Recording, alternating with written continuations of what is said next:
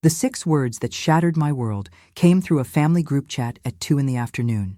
Not our problem. Take the bus. I stared at my phone screen in the sterile hospital waiting room, my hands still trembling from the anesthesia wearing off. Just hours after having a tumor removed from my spine, a surgery so delicate that one wrong move could have left me paralyzed, I had asked my own family for something so simple, a ride home from the airport. My name is Eleanor Matthews, and at 62 years old, I thought I knew what family meant. I was wrong. The morning had started with promise. Dr. Rodriguez, my neurosurgeon, had smiled as he removed the bandages from my neck. The surgery was successful, Eleanor. We got everything. But you'll need to be very careful for the next few weeks. No lifting, no sudden movements, and definitely no stress. If only he knew what awaited me at home.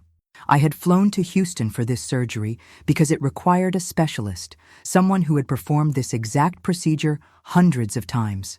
The tumor, though benign, was wrapped around my spinal cord like a malicious vine. One slip of the scalpel, and I would have spent the rest of my life in a wheelchair. But Dr. Rodriguez's steady hands had given me my life back. Now, sitting in that airport waiting area with my neck brace and discharge papers, I felt more alone than I had in decades. The family group chat, Matthews Family Updates, showed 17 members online. My son Michael, my daughter-in-law Sarah, my daughter Jennifer, her husband David, even my grandchildren were all active in that chat daily. But when their grandmother needed them most, silence echoed louder than any scream. I scrolled up through our conversation history. Just last week, Michael had asked me to babysit his twin boys while he and Sarah went to a wine tasting event. "Mom, you're such a lifesaver," he had typed, followed by Sarah's message. "We really appreciate how you always help us out." I had rearranged my entire weekend, canceled my book club meeting, and spent 2 days chasing after 8-year-old boys who treated my house like a playground. The irony tasted bitter in my mouth. My fingers moved slowly across the phone screen, still stiff from the IV they had removed that morning. I typed carefully into the family chat. "My flight arrives at 2 p.m. Can someone pick me up?" Simple. Direct. A reasonable request from a woman who had just undergone major surgery. Michael's response came within minutes. "Can't do it. Take a bus." Not even a reason. No apology. Just dismissal. Sarah followed immediately. "We're not your personal drivers, Eleanor." She had started calling me by my first name instead of Mom about 2 years ago, right around the time she realized I had saved enough money to help with their mortgage payments. Jennifer, my daughter, the one who used to call me crying every time she had a bad day at work, stayed silent. David, who had borrowed $5,000 from me just 3 months ago for his business opportunity, was also conspicuously quiet. The younger ones, my grandchildren who I had driven to soccer practice, piano lessons, and birthday parties countless times, said nothing. Either they were too busy with their teenage lives to notice their grandmother's plea, or they had learned their indifference from their parents. I sat there in that uncomfortable plastic chair, watching other families reunite. A young mother rushed into the arms of her elderly father. A group of siblings surrounded their mom with hugs and laughter. A husband waited with flowers for his wife returning from what looked like a business trip. And then there was me, Eleanor Matthews, the woman who had raised 2 children as a single mother after their father left when they were still in elementary school, the woman who had worked double shifts as a nurse to put them through college, the woman who had never missed a birthday, graduation, or important moment in their lives. The woman who had co-signed loans, provided down payments, and opened her home whenever they needed a place to stay. Sitting there alone with a surgical scar hidden beneath my collar and a heart breaking inside my chest, I closed my eyes and remembered what Dr. Rodriguez had said about stress. My blood pressure monitor from the hospital stay had shown concerning spikes whenever I thought about family obligations and disappointments. "Your body needs to heal, Eleanor," he had warned. "Emotional stress can actually impede your recovery. Surround yourself with people who care about your well-being." People who care about my well-being. I looked around the bustling airport terminal and realized that strangers showed more compassion than my own flesh and blood. The elderly gentleman next to me had offered to help with my carry-on bag. The flight attendant had checked on me 3 times during the short flight home. Even the TSA agent had been gentle when scanning my medical device paperwork. But my own son couldn't be bothered to drive 20 minutes to pick up his mother. I typed one final message in the family chat. Okay, just that. One word. But in that simple acknowledgement, something inside me shifted. Something that had been building for years. Through every taken-for-granted favor, every forgotten thank you, every expectation that I would always be available while they never were. As I waited for my alternative transportation, I made a decision that would change everything. I pulled out my phone and made a call that my family would remember for the rest of their lives. A call that would expose just how much they had underestimated the woman who had given them everything. The person on the other end answered on the first ring, and their voice was warm, concerned, immediately asking about my surgery and recovery. Someone who actually cared whether I made it home safely. What my family didn't know, what they had never bothered to ask about during all those years they took my help for granted, was who I really was before I became just mom and grandma. They had no idea about my life before them, my connections, my resources, or my true value. They were about to find out, because the person coming to pick me up wasn't just anyone. And when my family saw who cared enough to drop everything and drive to that airport, their phones would start ringing off the hook, not with concern for my well-being, but with panic about their own futures. The announcement echoed through the terminal. Flight 447 passengers may now proceed to baggage claim. I gathered my things slowly, carefully, protecting my healing spine. But my resolve was stronger than it had been in years. Sometimes it takes almost losing everything, including your ability to walk, to realize that the people you've been carrying don't deserve to be on your back. And sometimes, just sometimes, the people who truly matter are the ones waiting in the wings, ready to show up when everyone else walks away. My phone buzzed with a text. "I'm here, Eleanor. Take your time. I've got you." I smiled for the first time in days. They had no idea what was coming. The automatic doors of the airport terminal slid open, and I stepped into the humid afternoon air, my neck brace a constant reminder of how fragile life could be. My eyes scanned the pickup area, looking for the familiar silver Mercedes that I knew would be waiting. And there it was, engine running, hazard lights blinking, with a figure stepping out from the driver's side. "Eleanor!" The voice carried across the concrete median, warm and commanding. "Stay right there. Don't move. I'm coming to you." I watched as Marcus Wellington III approached me with the same confident stride I remembered from 30 years ago. Tall, distinguished, with silver hair that had only made him more handsome with age, he moved like a man who had never doubted his place in the world, because he never had to.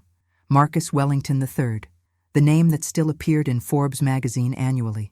The man whose family had built half the skyscrapers in our city. The man who had once asked me to marry him, and whom I had turned down because I thought being a good mother meant sacrificing everything else.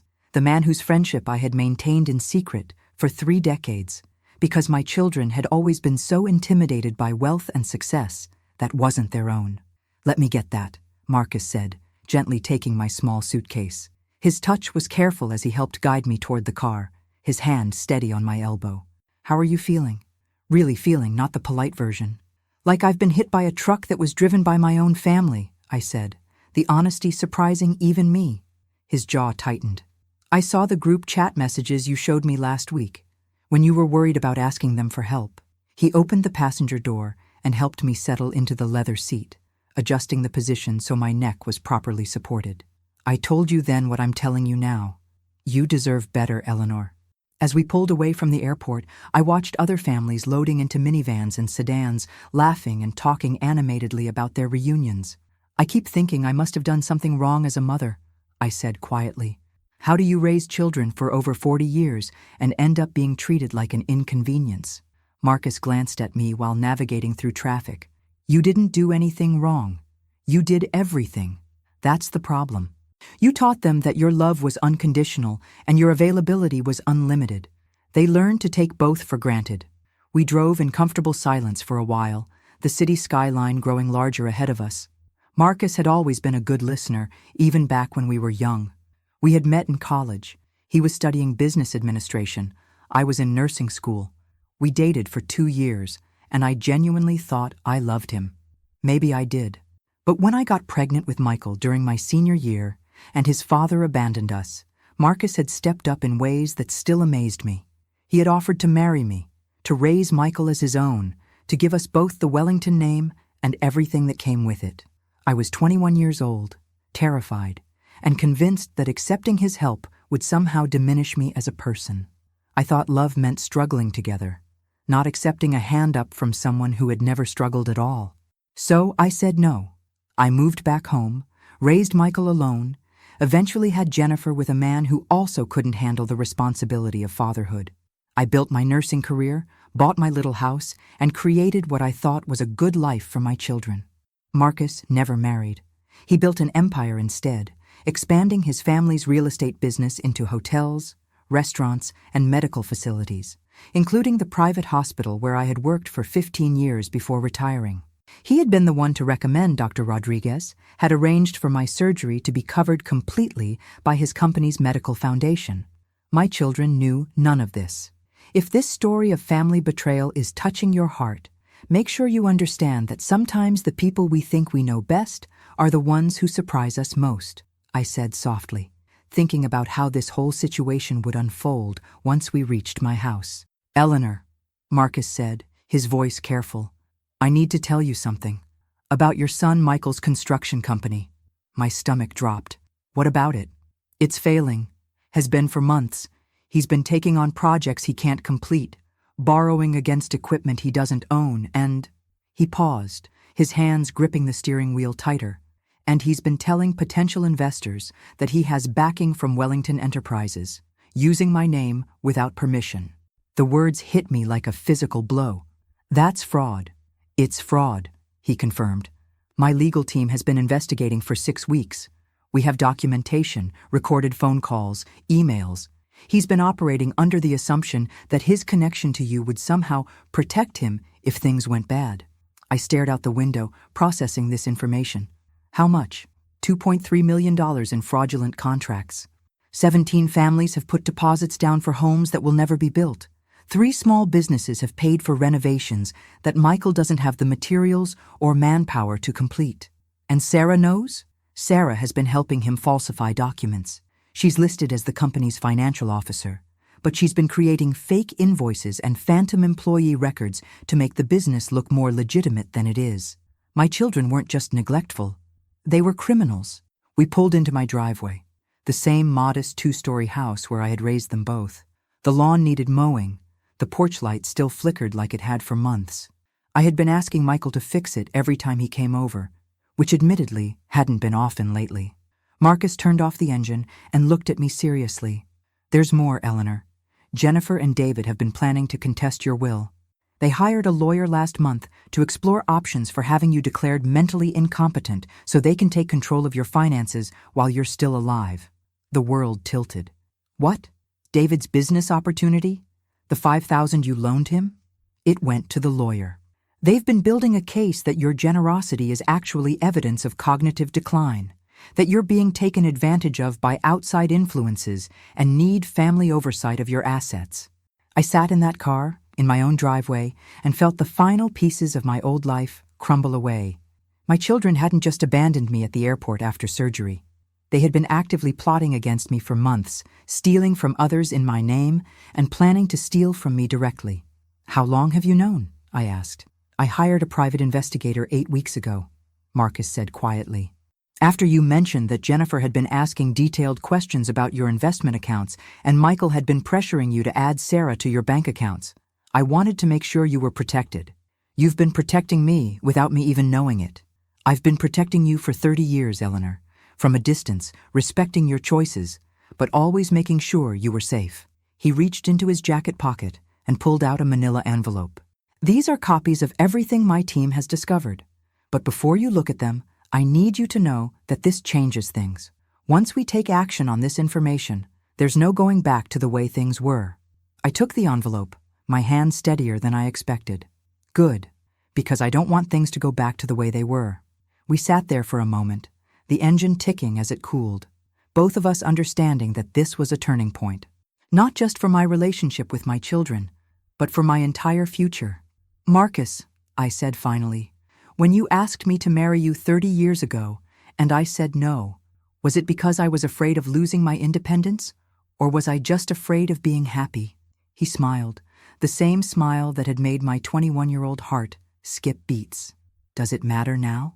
It might, I said, looking at my little house with fresh eyes. It really might. My phone buzzed. A text message from Jennifer. Mom, are you home from your trip yet?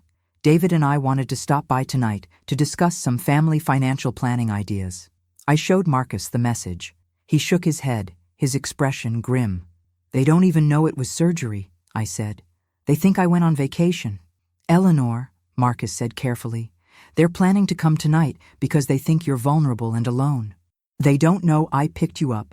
They don't know what we've discovered, and they definitely don't know what's about to happen to their carefully laid plans. I looked at the envelope in my hands, then at the man who had been quietly loving and protecting me for 3 decades, while I gave everything to children who saw me as nothing more than a resource to be exploited. Then I guess tonight is going to be very educational, I said. For all of us. What my children didn't know was that their mother had just aligned herself with one of the most powerful men in the city. And what they really didn't know was that Marcus Wellington III didn't just have money and influence. He had a very long memory for people who betrayed the woman he loved.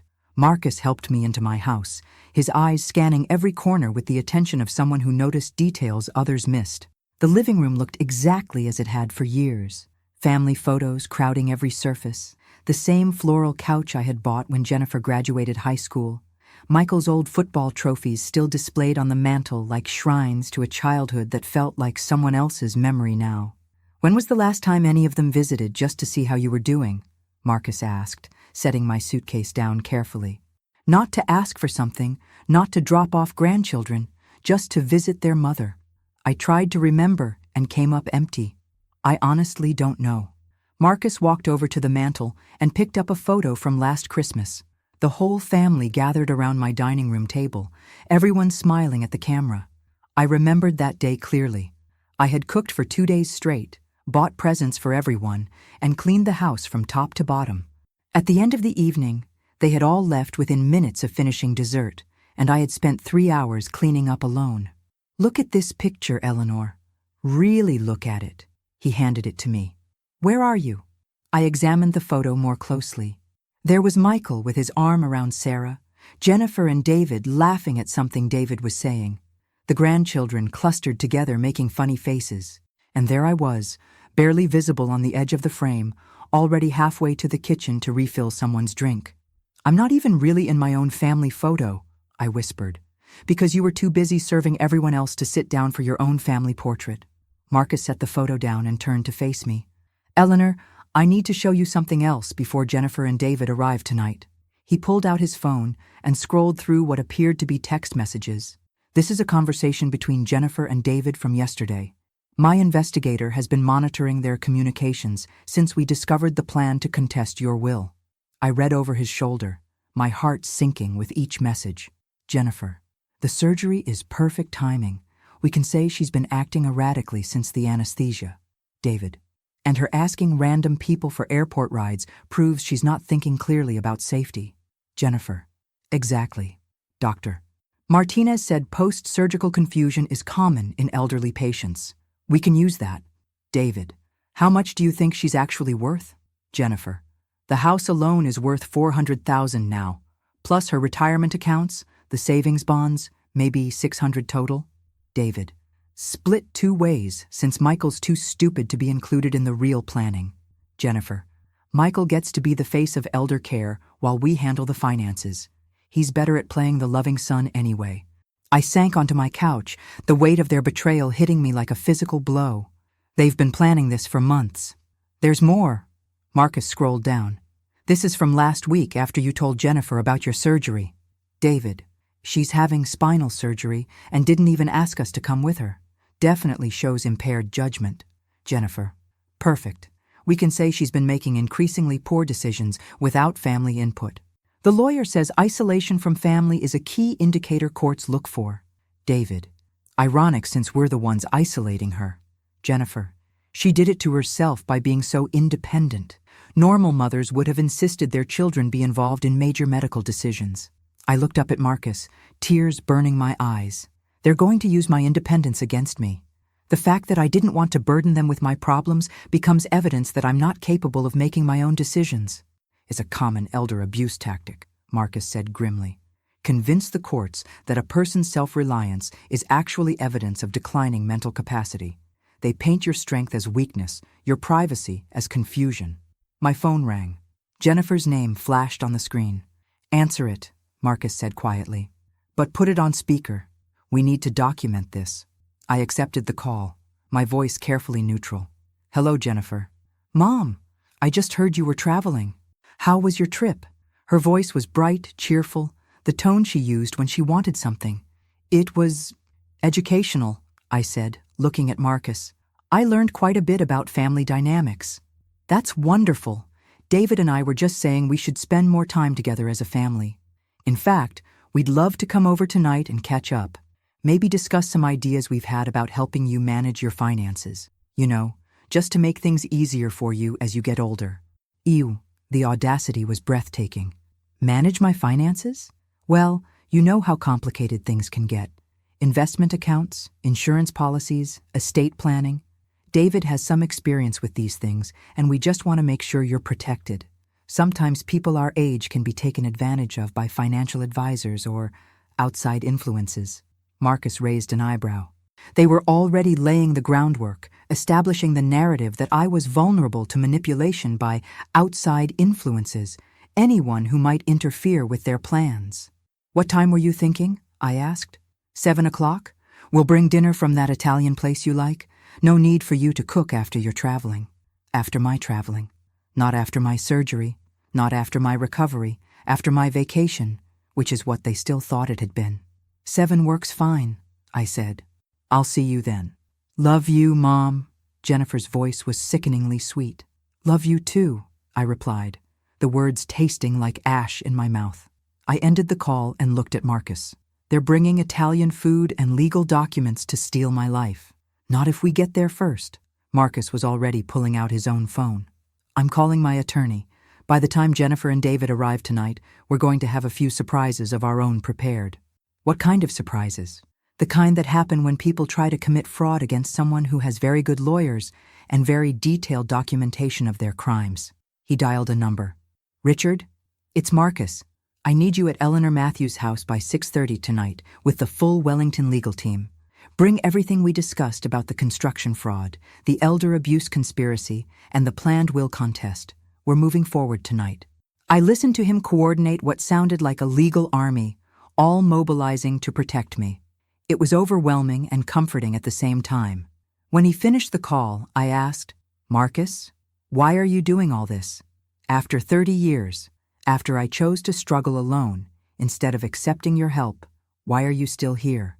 He sat down beside me on the couch, careful not to jostle my healing spine. Because, Eleanor, some people are worth waiting for, and some people are worth protecting, even when they don't think they deserve protection. I don't know how to thank you. You don't thank me. You let me help you get the life you should have had all along. He stood up and walked to the window, looking out at the quiet street. Your children made a crucial mistake, Eleanor. They assumed that because you chose to be humble and generous, you were weak and alone. They never bothered to learn who you really were before you became their mother. Who was I? You were the woman who caught the attention of Marcus Wellington III and never let it go. You were the nursing student who graduated valedictorian while raising a baby alone. You were the person who turned down millions because your integrity meant more than money. He turned back to me. You were never weak, Eleanor. You were just surrounded by people who benefited from believing you were. My phone buzzed with another message, this time from Michael. Mom, Sarah wants to know if you can watch the boys this weekend. Her sister is getting married and we need a sitter. I showed the message to Marcus. He shook his head in amazement. Even now, he said, even after refusing to pick you up from the airport after surgery, he's asking you to provide childcare. I typed back, I'll have to get back to you on that. I have some family meetings planned that might change things.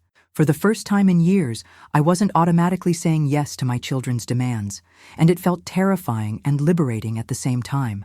Marcus, I said, what happens after tonight? After we expose what they've been planning, what they've been doing? They're still my children. They stopped being your children the moment they decided to treat you like a mark in a con game, he said quietly. Tonight, Eleanor, you get to choose who deserves to be in your life based on how they treat you, not on biology or obligation.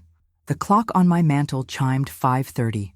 In an hour and a half, my daughter and son-in-law would walk through my front door expecting to find a confused, vulnerable elderly woman they could manipulate into signing over her independence. Instead, they would find Eleanor Matthews, the woman who had been protecting and providing for ungrateful children for decades, standing beside one of the most powerful men in the city, armed with evidence of their crimes and a team of lawyers ready to make them pay for underestimating her. I looked around my living room one more time, at all those family photos and memories of a life spent in service to people who had never valued the sacrifice. Tomorrow, I would start taking those pictures down. Tonight, I would start taking my life back. At 6:15, 3 black sedans pulled into my driveway in perfect succession. I watched from my living room window as Marcus's legal team emerged like a well-orchestrated symphony of justice. Richard Blackstone, Marcus's personal attorney, led the group, a man whose reputation for protecting his clients was matched only by his ruthlessness toward their enemies. Eleanor, Marcus said, adjusting his tie, I want you to understand exactly what's about to happen here. These aren't just lawyers. Richard has been handling Wellington family business for 25 years. Sarah Chen specializes in elder law and has prosecuted more financial abuse cases than anyone in the state. And Michael Torres, different Michael than your son, is our fraud investigator. He used to work for the FBI. I smoothed down my blouse, suddenly feeling underdressed for what was about to become the most important evening of my life. I've never had a team of lawyers in my living room before. You've never needed them before. But Eleanor, after tonight, you'll never need to face anything alone again. The doorbell rang with authority. Not the casual knock of family, but the purposeful announcement of people who meant business. Marcus opened the door, and suddenly my modest living room was transformed into a war room. Richard Blackstone was exactly what I expected from a Wellington family attorney. Silver-haired, impeccably dressed, with eyes that seemed to catalog everything they saw. Sarah Chen was younger, sharp-eyed, carrying a briefcase that looked like it could contain nuclear launch codes. Michael Torres moved through my house like he was mapping every exit and entrance, which he probably was. Mrs. Matthews, Richard said, shaking my hand with surprising gentleness. Marcus has told us everything. I want you to know that what your children have planned isn't just morally reprehensible, it's criminal. And we're going to make sure they understand that. Sarah set up a laptop on my dining room table, the same table where my family had eaten Christmas dinner while planning to steal my independence. I've reviewed all the documentation Marcus's investigator gathered. The evidence of conspiracy to commit elder abuse is overwhelming. The fraud charges against your son's construction company are ironclad, and the attempted manipulation of your medical situation for legal advantage, that's a felony in this state. Michael Torres was photographing my house, documenting everything. Mrs. Matthews, I need you to understand something important. Your children's plan wasn't amateur hour. They hired a competent lawyer, they've been building their case methodically, and if they had succeeded, you could have lost control of your entire life. This was a professional con job. I sank into my recliner, the weight of how close I had come to losing everything hitting me. If Marcus hadn't been investigating, you'd be in a conservatorship within 6 months, Sarah said bluntly. Your daughter and son-in-law would have legal control over your finances, your medical decisions, your living situation. They could have moved you into a care facility against your will and sold your house to pay for it. But why? I asked, though I already knew the answer. I would have given them anything they asked for. I have been giving them everything they asked for. Richard opened his own briefcase and pulled out a thick folder. Because, Mrs. Matthews, taking what you give freely doesn't provide the same level of control as taking everything you have legally. Generosity can be withdrawn. Conservatorship can't be. Marcus sat down beside me, his presence steadying. Show her the timeline, Richard. Richard spread out a series of documents across my coffee table. This conspiracy began 14 months ago, right after your retirement party. Jennifer and David attended that party, heard the speeches about your pension, your savings, your paid-off house. Within a week, David was researching elder law attorneys. 14 months, I whispered. They've been planning this for over a year. The construction fraud started around the same time, Sarah added. Michael needed quick money to fund the legal fees for the conservatorship case. So he started his fake contracting business, using your reputation in the community as his character reference. People trusted him because they trusted you, Michael Torres explained. The Morrison family, who hired him to build their dream house, they gave him $50,000 up front because Mrs. Morrison remembered you taking care of her father when he was dying. You probably don't even remember, but she does. I did remember. Edgar Morrison, lung cancer, spent his final 3 weeks in the hospital where I worked. I had sat with him during my breaks because his family couldn't always be there. I had held his hand when he died. And my son used that memory to steal from his daughter, I said, the full scope of their betrayal finally clear. 17 families, Mrs. Matthews. 17 families trusted your son because they trusted you. Sarah's voice was quiet, but firm. That's what makes this particularly heinous. They didn't just plan to steal from you. They stole from your entire community, using your reputation as collateral. Richard checked his watch. It's 6:45. They'll be here soon. Eleanor, I need to ask you something, and I need you to be very sure of your answer. Are you ready to see this through to the end? Once we confront them with this evidence, once we start legal proceedings, your relationship with your children will never be the same. I looked around my living room, at the photos of birthday parties where I did all the work, Christmas mornings where I bought all the gifts, graduation ceremonies where I was proud while they were entitled. I thought about all the times I had said yes when I wanted to say no, all the times I had given money I couldn't afford to spare, all the times I had rearranged my life to accommodate theirs while they couldn't be bothered to drive 20 minutes to pick me up after surgery. Comment below where you're watching from and what you think Eleanor should do next, because what happens in the next few minutes will change everything, I said, thinking about how this moment felt like the climax of a lifetime of being taken for granted. My relationship with my children ended the moment they decided I was worth more to them, dead or incapacitated, than alive and independent. I said firmly, "Let's finish this." Marcus squeezed my hand. "That's my girl." At precisely 7 o'clock, Jennifer's car pulled into my driveway. I watched through the window as she and David got out, David carrying a bag from Romano's Italian restaurant and Jennifer carrying what looked suspiciously like a briefcase. "Showtime," Richard said quietly.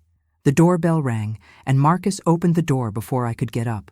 "Good evening," he said pleasantly. "You must be Jennifer and David. I'm Marcus Wellington." I watched from my chair as my daughter's face went through a series of expressions: confusion, recognition, and then pure panic. David looked like he had been struck by lightning. "Mr. Wellington?" Jennifer's voice was barely a whisper. Why are you?" "I'm here because your mother called me when she needed a ride home from her spinal surgery," Marcus said, his tone conversational but his eyes sharp. "You know, after her own family told her to take the bus." David's face had gone completely white. "Spinal surgery?" "Oh," Marcus continued, stepping aside to let them see the legal team arranged in my living room. "Did she not mention that? Eleanor, I think your children thought you were on vacation." Jennifer stepped into my living room and froze when she saw the lawyers, the documents spread across my coffee table, and her mother sitting calmly in the middle of what was clearly a legal ambush. "Mom," she said carefully, "what's going on here?" Richard stood up, his presence commanding immediate attention. "Good evening, Jennifer. David, I'm Richard Blackstone, representing Mrs. Matthews in several legal matters that concern you both. Please have a seat. We have quite a bit to discuss." David was still clutching the bag of Italian food like a life preserver. "I think there's been some misunderstanding." "Oh, there's been a misunderstanding, all right," Sarah Chen said, opening her laptop. "The misunderstanding is that you both seem to believe elder abuse and conspiracy to commit fraud are legal activities." Jennifer's briefcase hit the floor with a thud. "You see," Marcus said, settling back into his chair beside me, "when you decided Eleanor wasn't worth a 20-minute drive to the airport, you made a crucial error in judgment. You assumed she had nowhere else to turn." I looked at my daughter and son-in-law, seeing them clearly for perhaps the first time in years. Jennifer, who had inherited my stubborn chin but none of my integrity. David, who had always smiled too widely and hugged too long. the behavior I had mistaken for affection, but now recognized as manipulation. "Sit down," I said quietly. "Both of you. It's time we had a real family conversation." They sat on my couch like defendants awaiting sentencing, which I supposed they were. Because the woman they had dismissed as a confused elderly patient was about to show them exactly how much they had underestimated their mother. The silence in my living room was deafening. Jennifer and David sat frozen on my couch, the bag of Italian food forgotten on the floor between them, while 3 of the city's most formidable lawyers arranged evidence of their crimes across my coffee table like a devastating game of solitaire.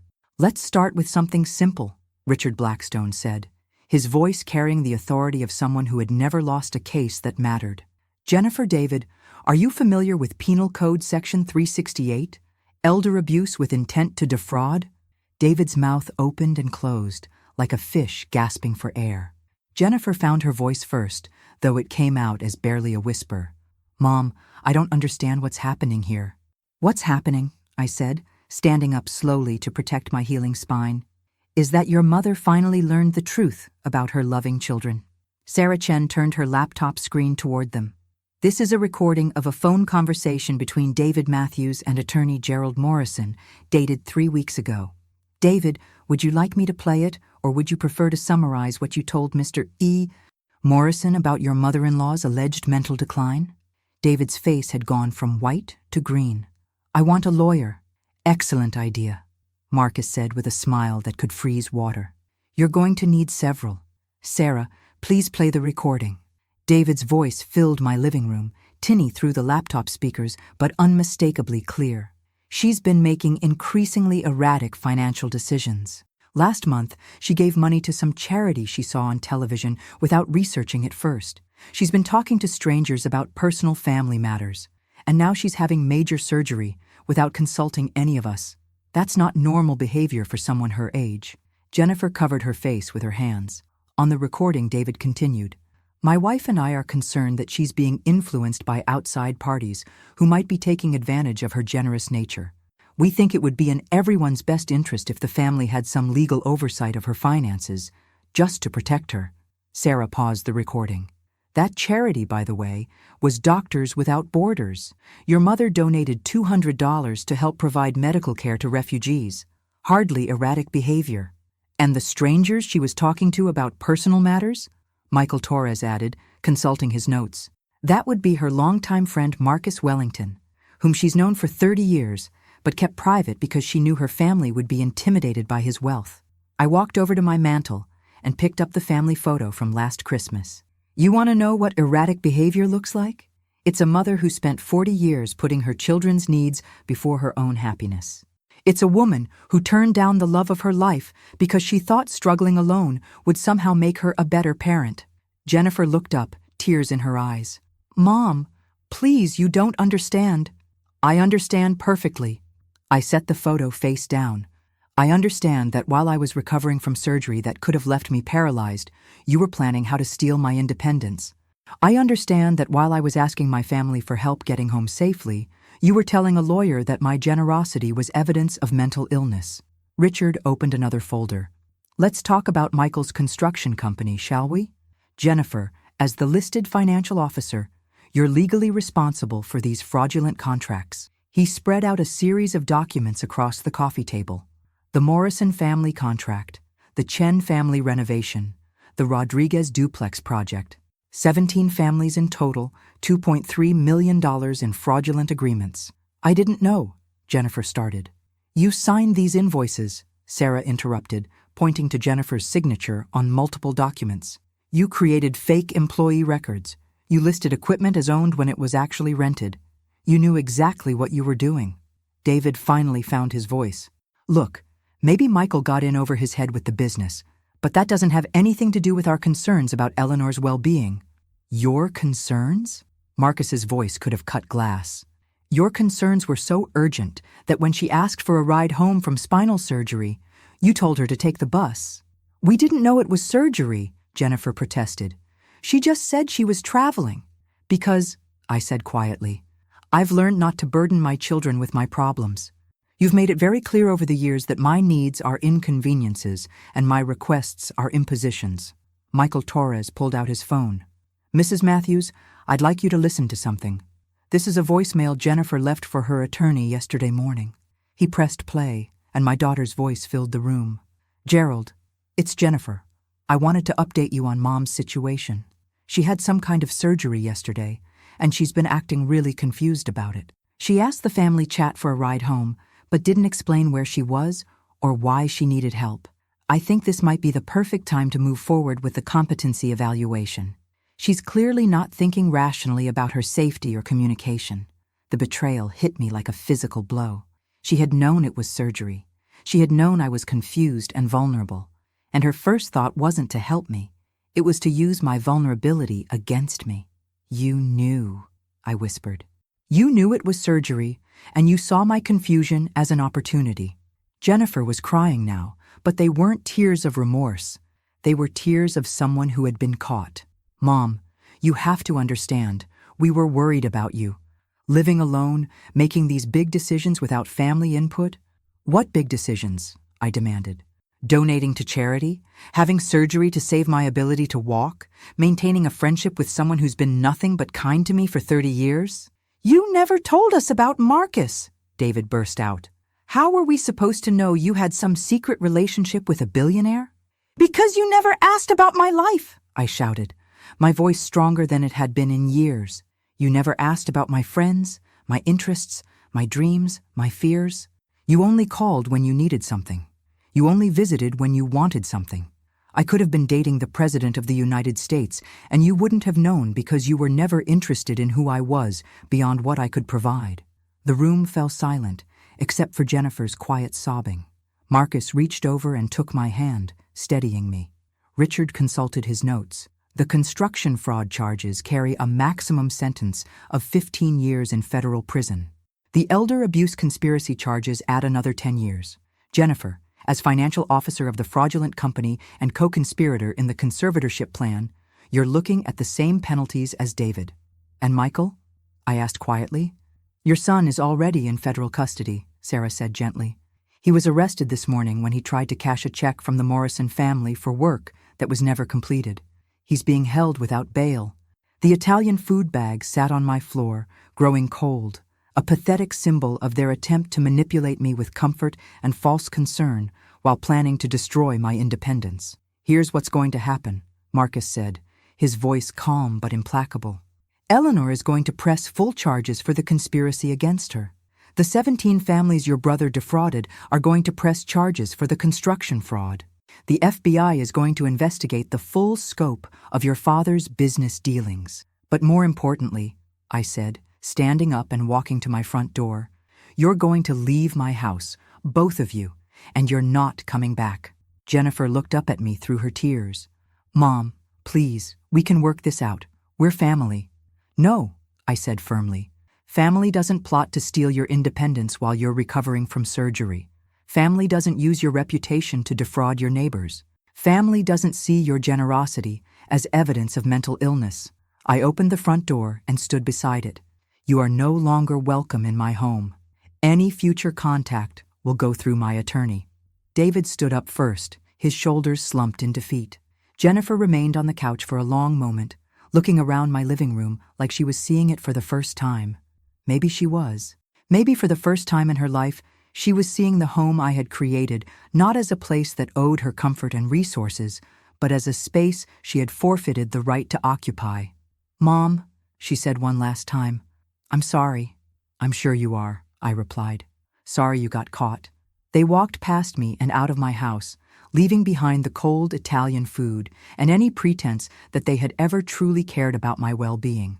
I closed the door and locked it, the sound of the deadbolt sliding into place echoing through my living room like a declaration of independence. When I turned around, Marcus was standing behind me, and for the first time in hours, his expression was soft. "How do you feel?" he asked. "Free," I said, and meant it completely.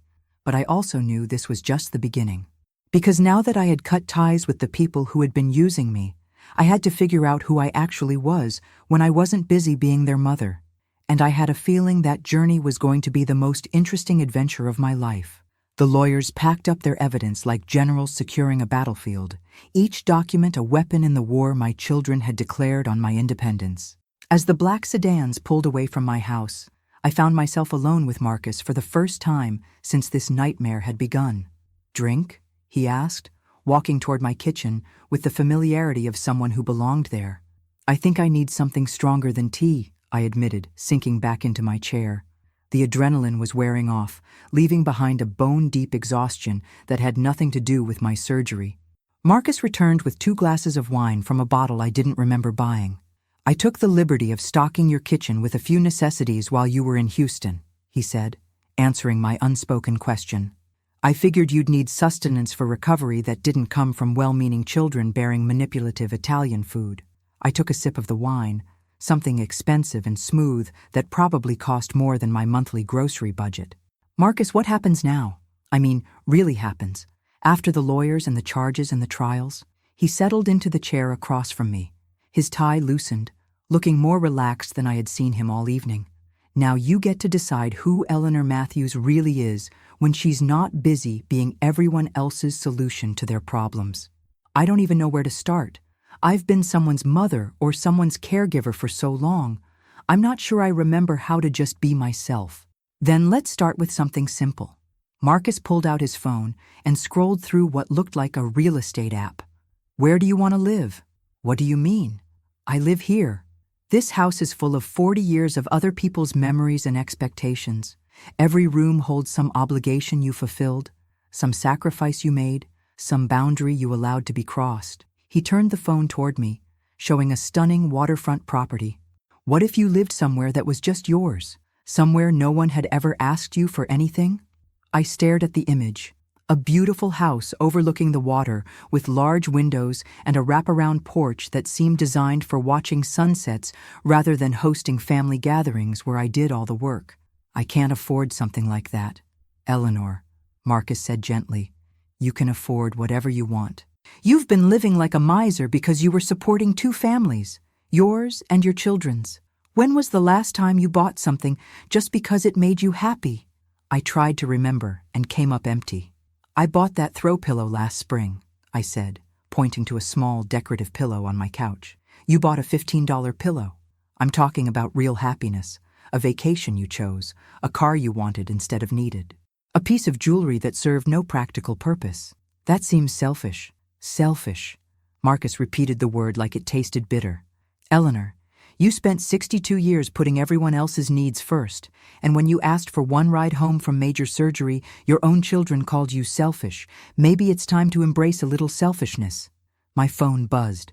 A text from my grandson, Tyler, Michael's oldest. "Grandma, Dad got arrested, and Mom is freaking out. Can you help us?" I showed the message to Marcus, who shook his head. "Even in crisis, they turn to you to fix things. He's 16. This isn't his fault." "No, it's not. But rescuing him from the consequences of his parents' choices won't help him learn to make better ones." Marcus leaned forward. "Eleanor, if you bail them out now, if you pay for lawyers, cover their bills, provide emotional support while they face the consequences of trying to destroy you, what lesson are you teaching that boy about how people should treat the ones they love?"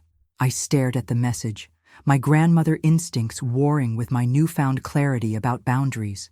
"But if I don't help, who will?" "Sarah, Michael's wife, the woman who called you an inconvenience and told you to take the bus. Let her figure out how to support her children through the crisis she helped create." I typed back, "Tyler, I'm sorry about your father, but I can't help with this situation. Your mother will need to handle things from here." The response came immediately. "But Grandma, Mom doesn't know what to do. She's crying and she said you have lawyers or something. Can't you call them off?" "Call them off," I repeated aloud, like I'm orchestrating some vendetta instead of protecting myself from their criminal conspiracy. Marcus read over my shoulder. There it is. Even at 16, he's learned the family dynamic. When things go wrong, Grandma fixes it. When consequences happen, Grandma prevents them. They've trained him to see you as responsible for everyone else's emotional well-being. I typed, "I love you, Tyler, but this is a situation your parents created, and they need to resolve it themselves. I'll always love you, but I won't be rescuing anyone from the consequences of their choices anymore. Another immediate response. I don't understand. What did Dad even do wrong? Mom said you're being influenced by some rich guy who's trying to turn you against your family. I felt my blood pressure spike. Even in the face of overwhelming evidence, they were painting me as the villain and Marcus as the manipulator. Show me, Marcus said quietly. I handed him the phone. He read Tyler's message and his jaw tightened. They're already working on the narrative. You're the confused elderly woman being manipulated by the wealthy outsider. They're probably spinning the same story to anyone who will listen. Should I explain to him what really happened? Eleanor, that boy has been raised by people who see you as a resource to be exploited. Do you really think they've taught him to value your perspective over their convenience? As if summoned by our conversation, my phone rang. Sarah's name flashed on the screen. Answer it, Marcus said. Put it on speaker. I want to hear how the woman who told you to take the bus after surgery plans to ask for your help now. I accepted the call. Hello, Sarah. Eleanor. Her voice was strained, formal, no longer the dismissive tone from this morning. I think there's been a terrible misunderstanding. What kind of misunderstanding? About Michael's business troubles. I know it looks bad, but he was just trying to provide for his family. He never meant to hurt anyone. He used my reputation to defraud 17 families, Sarah. People trusted him because they trusted me. Look, I know you're upset about the airport thing, but you can't let that cloud your judgment about Michael's situation. He's a good father, Eleanor. Tyler and Jake need their dad. The manipulation was breathtaking. She was using my grandchildren as leverage while simultaneously dismissing my legitimate anger about being abandoned after surgery. Sarah, I said carefully, this morning when I asked for help getting home from the hospital, what did you tell me? Silence. You told me you weren't my personal driver. You told me to take the bus. I had just had surgery on my spine, and you couldn't be bothered to drive 20 minutes to help me get home safely. I was having a bad day. I didn't mean... You meant it. And more than that, you and Jennifer immediately saw my post-surgical confusion as an opportunity to advance your legal case against my competency. Who told you that? Sarah's voice was sharp now. The pretense of contrition dropped. The same people who recorded your conversations about it. The same people who documented your participation in Michael's fraud. The same people who are going to make sure you face consequences for conspiring to steal my independence while I was recovering from major surgery. You can't do this to us. We're family. No, Sarah.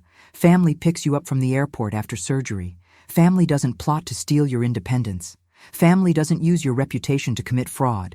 I looked at Marcus, who nodded encouragingly. You stopped being family the moment you decided I was worth more to you incapacitated than independent. Eleanor, please, think about the boys. I am thinking about them. I'm thinking about what kind of men they'll become if they learn that actions don't have consequences, that family members exist to be exploited, and that love means never having to take responsibility for your choices. I ended the call and immediately blocked her number. Marcus raised his wine glass. To Eleanor Matthews, the woman who just chose herself for the first time in 6 decades. I clinked my glass against his, feeling something shift inside me, something that had been buried under years of obligation and misplaced loyalty. Marcus, I said, about that house by the water. Can we go see it tomorrow? His smile could have powered the entire city. Eleanor, we can do whatever you want. That's the point of freedom. It comes with choices. For the first time in my adult life, I was going to make choices based on what I wanted instead of what everyone else needed. And it was terrifying and exhilarating and absolutely perfect. The next morning, I woke up in my own bed for what I somehow knew would be one of the last times. Sunlight streamed through the same curtains I had hung 20 years ago, illuminating a room that suddenly felt like a museum of someone else's life. The family photos on my dresser, the jewelry box my children had given me for Mother's Day, filled with costume pieces I never wore. The reading chair where I had spent countless evenings waiting for phone calls that rarely came unless someone needed something. My neck was stiff from the surgery, but my mind was clearer than it had been in years. Marcus arrived at 10 o'clock sharp, driving a different car today, a sleek SUV that somehow managed to look both practical and luxurious. "How are you feeling?" he asked as I climbed carefully into the passenger seat. Like I've been holding my breath for 40 years and finally remembered how to exhale, I said, surprising myself with the honesty. Good, because today we're going to look at your future, not your past. He handed me a tablet loaded with real estate listings. I took the liberty of scheduling appointments at 5 properties. All waterfront, all move-in ready, all designed for someone who deserves to wake up to beauty instead of obligation.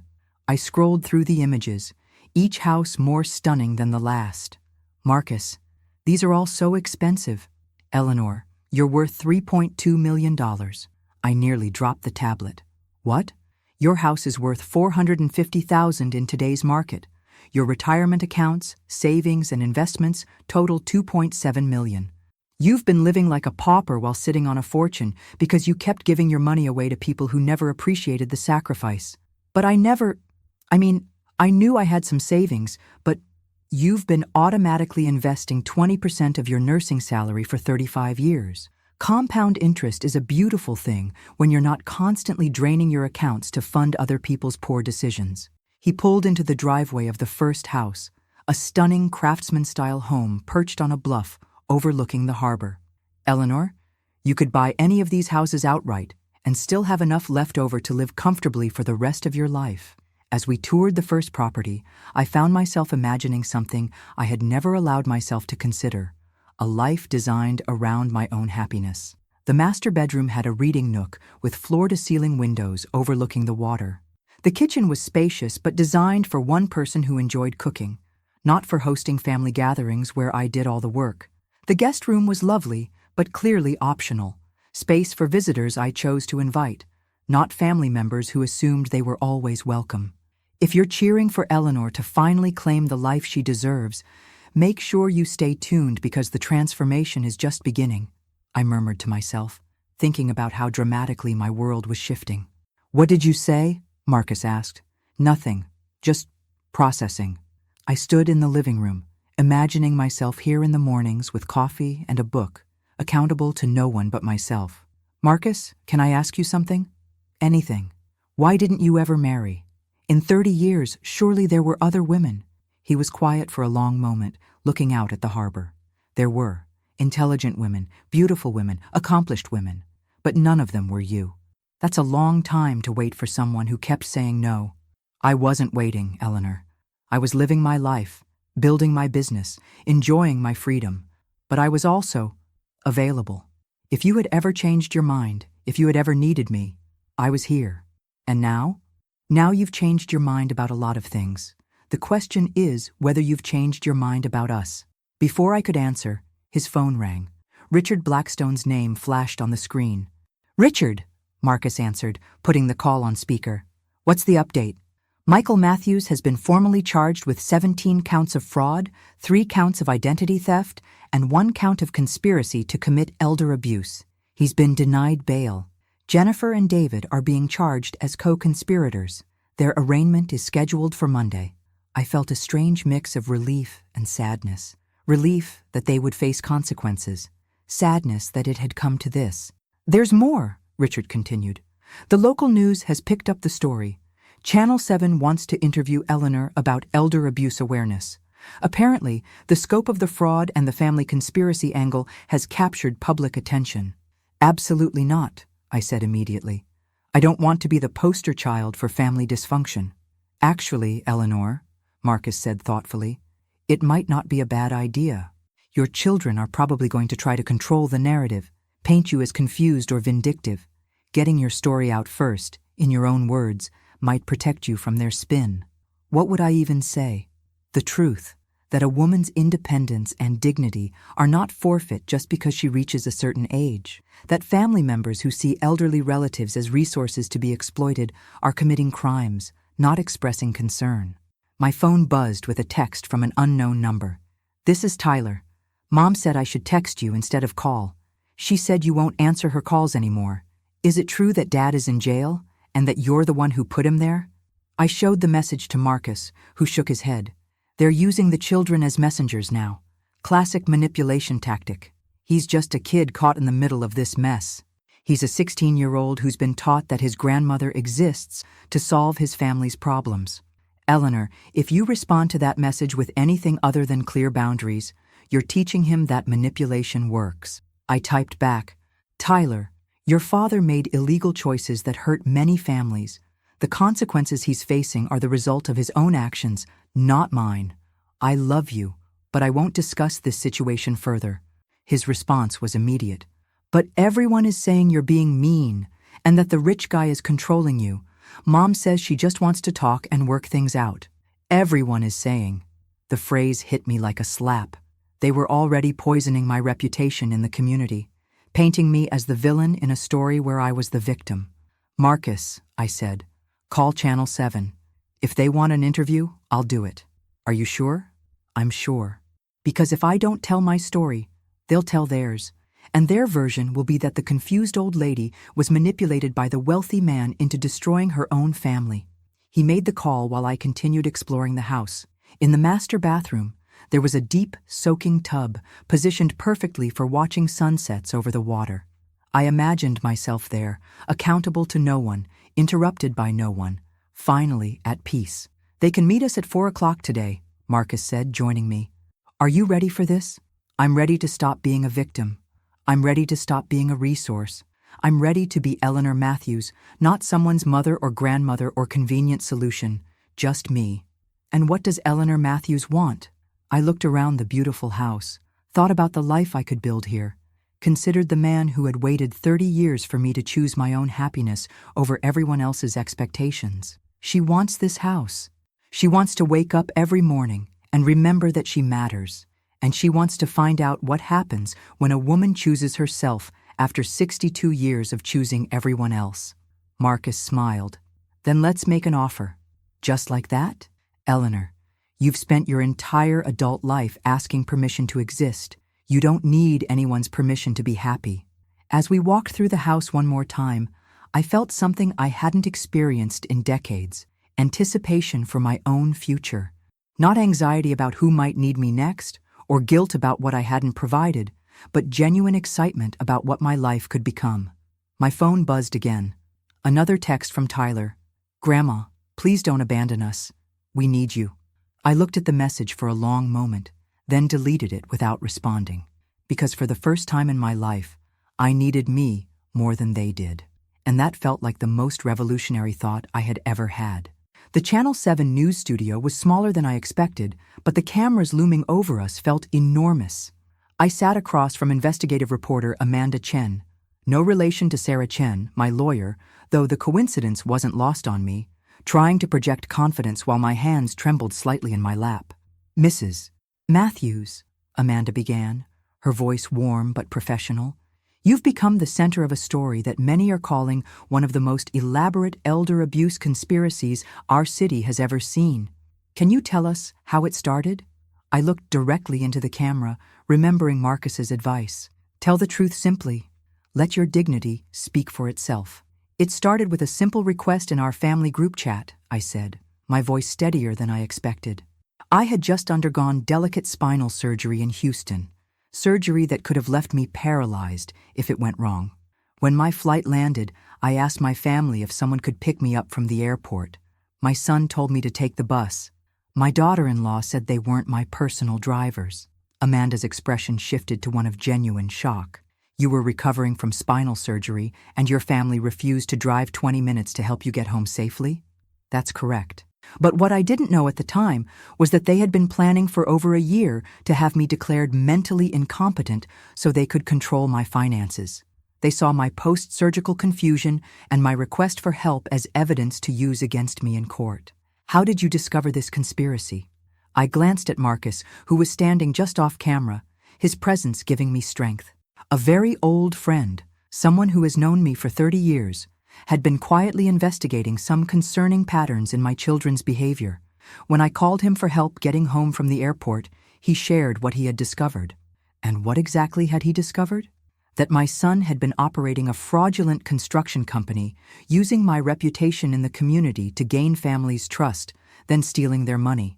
That my daughter was listed as the financial officer of this fraudulent company, and that both my daughter and son-in-law had hired a lawyer to build a case that my generosity and independence were actually signs of mental decline. Amanda leaned forward. Mrs. Matthews, your children are claiming that you're being manipulated by outside influences, that this friend you mentioned has undue control over your decisions. How do you respond to that? I felt a flash of the old Eleanor, the one who would have apologized, explained, tried to make everyone comfortable with her choices. But that woman had died yesterday in my living room, surrounded by evidence of her children's betrayal. Amanda, I said, looking directly into the camera, I spent 40 years teaching my children that love means sacrifice. I sacrificed my own happiness, my own opportunities, my own dreams to provide for them. When they needed money, I gave it. When they needed childcare, I provided it. When they needed support, I offered it unconditionally. I paused, letting that sink in. But the moment I needed help, the moment I was vulnerable after major surgery, they saw opportunity instead of obligation. They weren't concerned about my well-being. They were excited about my helplessness. That's a serious accusation. It's a documented fact. The FBI has recordings of my daughter and son-in-law discussing how to use my surgery and recovery as evidence of mental decline. They had already met with a lawyer. They had already begun building their case. Amanda consulted her notes. I understand that 17 families were defrauded by your son's fake construction company, with total damages exceeding $2 million. These families trusted him because of your reputation. How does that make you feel? This was the hardest part. Devastated. These were people who knew me from my nursing career, families I had helped during the most difficult moments of their lives. My son used their memories of my compassion to steal their savings for dream homes that would never be built. Mrs. Matthews, if you could speak directly to other elderly people who might be facing similar situations with their families, what would you say? I looked into the camera lens and imagined all the women like me, women who had given everything and received manipulation in return, women who were being slowly isolated and controlled by the very people they had devoted their lives to protecting. I would say this: your value is not determined by what you can provide to others. Your independence is not a privilege that expires when you reach a certain age, and your family's comfort is not more important than your own safety and dignity. I took a breath, feeling the power of truth.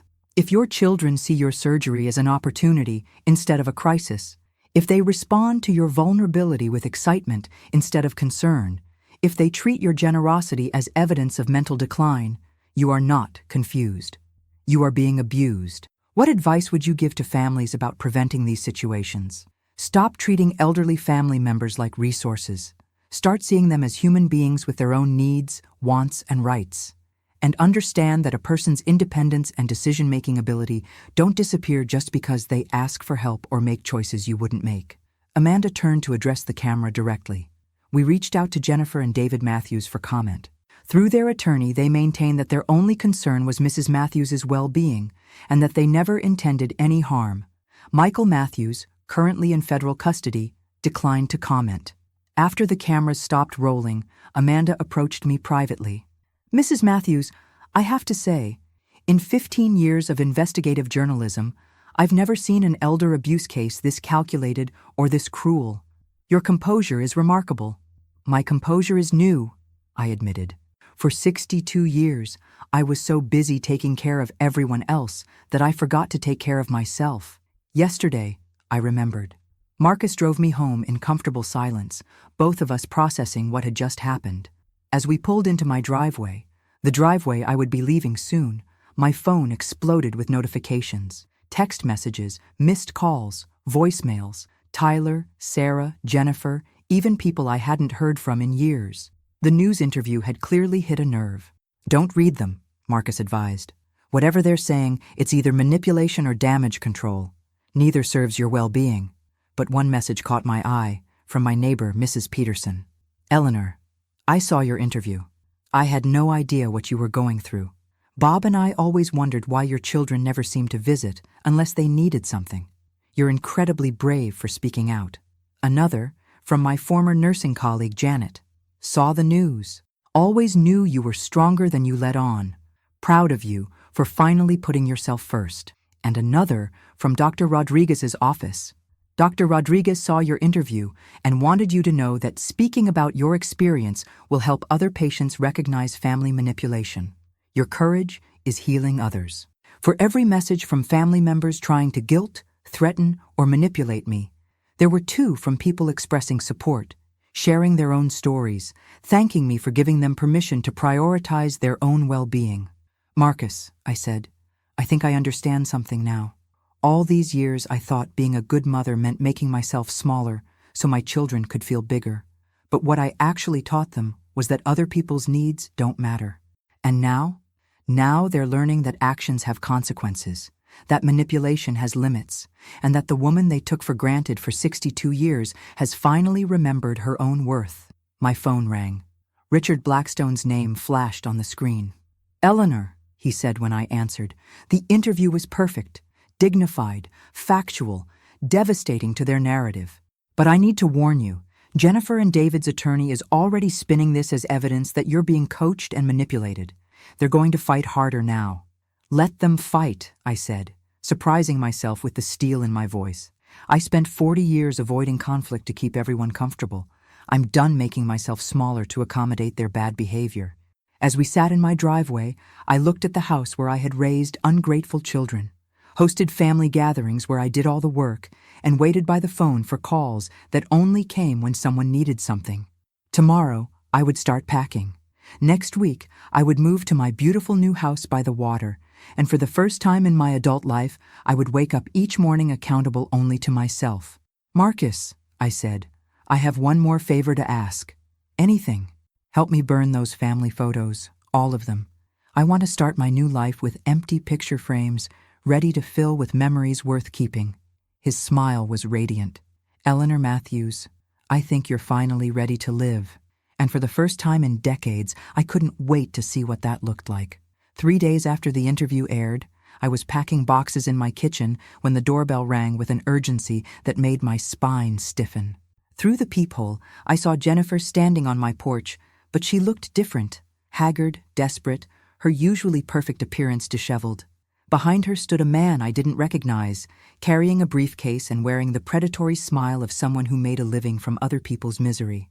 "Mom, please," Jennifer called through the door. "I know you're angry, but we need to talk. I brought someone who can help us work this out." Marcus emerged from my guest room, where he had been helping me sort through decades of accumulated obligation. "Don't open it," he said quietly. "This is an ambush." But I had spent 62 years avoiding confrontation, and I was done hiding from uncomfortable truths. I opened the door but kept the chain engaged. "Jennifer, and you are?" I directed my attention to the stranger. "Gerald Morrison, Mrs. Matthews. I'm an attorney specializing in family reconciliation and elder mediation. Your daughter is very concerned about the recent misunderstandings in your family dynamic." Misunderstandings. I let the word hang in the air like a bad smell. Is that what we're calling conspiracy to commit fraud and elder abuse now? Jennifer's eyes were red-rimmed, whether from tears or lack of sleep, I couldn't tell. "Mom, please, just give me 5 minutes to explain. That interview, you made it sound like we never loved you, like we were just using you. Weren't you?" "No, we were worried about you. You were making these big decisions without family input, talking to strangers." "Strangers like the man I've known for 30 years? The one who actually showed up when I needed help?" Gerald Morrison cleared his throat. "Mrs. Matthews, I've reviewed your situation, and I believe there's been a significant misunderstanding about your children's intentions. They were genuinely concerned about your welfare, and may have made some overzealous attempts to protect you." "Overzealous?" I almost laughed. "They hired you to have me declared mentally incompetent while I was recovering from surgery. They used my reputation to defraud 17 families. But sure, let's call that overzealous. The construction business issues are a separate matter," Morrison continued smoothly. "What we're here to discuss is family healing. Your daughter wants to make amends, and frankly, Mrs. Matthews, continuing down this path of legal action will only hurt everyone involved." Marcus appeared beside me, his presence immediately shifting the dynamic on my porch. "Gentlemen," he said to Morrison, his tone glacial, "you're trespassing. Mrs. Matthews has made it clear that contact should go through her attorney." Morrison's demeanor changed instantly when he saw Marcus. "Mr. Wellington, I should have known you'd be here." "Should you? And why is that?" "Your reputation for..." Acquiring things that interest you is well known in legal circles. The implication hung in the air like poison gas. This man was suggesting that Marcus had manipulated me, acquired me like a piece of property. "Let me be very clear about something," I said, my voice cutting through the tension. "I am not a thing to be acquired. I am not a confused elderly woman being manipulated by outside influences. I am a grown woman who finally remembered that her needs matter as much as everyone else's." Jennifer stepped forward. "Mom, that's exactly what I'm talking about. You never used to talk like this. You were always so giving, so understanding, so convenient," I finished, "so available, so willing to sacrifice my own well-being for everyone else's comfort." "That's not what I meant. That's exactly what you meant.